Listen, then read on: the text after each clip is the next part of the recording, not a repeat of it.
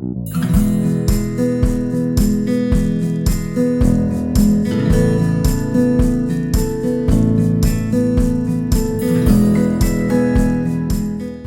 approached me about doing a spotlight, and I kind of pitched the idea of doing the spotlight on the Mamas and the Papas.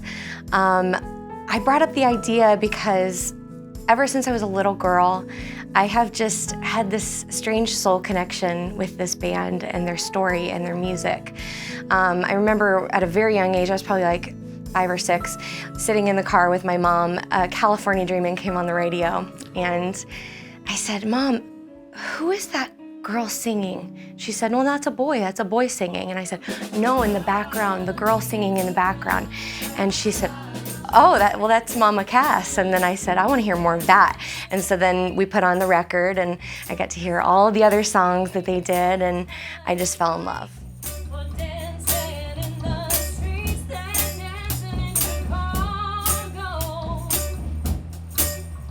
When I realized that I was going to be directing and writing and being in the show, I decided to bring on Gwen Overland, who I had worked with on Spotlight on Janis Joplin and Tina Turner. And we had worked so well together on that I knew that she'd be the perfect co-pilot for this production. And then I started to think about all of the singers that should be in this. I knew I needed to get a group of singers that had a lot of heart, people I trusted, people I loved, and also some of the most talented musicians in the area. So I called upon Robbie DaCosta because his guitar skills are amazing, and I knew he'd have that perfect quirky personality for John Phillips.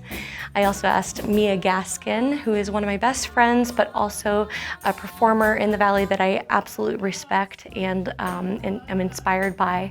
I also thought of Eric Connolly to play Denny, because we needed an amazing tenor, and Eric has done many spotlights with Camelot. He did Roy Orbison, Peter, Paul and Mary, Neil Diamond. That's just a few that I can think of right now. Then just assembling the band was easy after that. Tom Stamper, I had worked with him on Spotlight on Janis Joplin as well. Loved to work with him. I had worked with Eric Jones as our bassist in Beehive 60s musical at the Cabaret, so I knew he'd be great. Scott Solterman, we had worked on Oliver together, but hadn't worked directly together, but I knew he was very talented, and I knew he'd be the perfect one for the job of keys. And when I realized that I had 2 amazing opportunities that were going to conflict in their timing, I knew I had to come up with the perfect person to replace me for the final 2 weekends as Mama Cass. And the very first person I thought of was Rose Passion. She is such a talented performer. She's done many spotlights as well.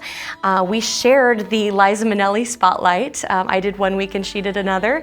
So we're familiar with doing this. And she also did spotlight on Julie Andrews, among others. And she is just such a talented musician and beautiful person. So I knew she'd be the right one for the job.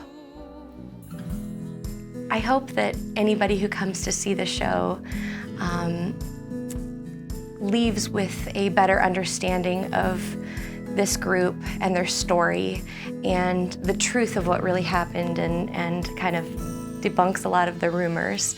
I hope that the people who come to it who don't know their music, or maybe just know 1 or 2 songs, leave with a greater appreciation of this beautiful music and this amazing band. And then the people who do know it and love it and lived it, I hope that they leave with a sense of nostalgia and inspiration. And I hope that these words and these hopeful lyrics and tunes inspire a younger generation.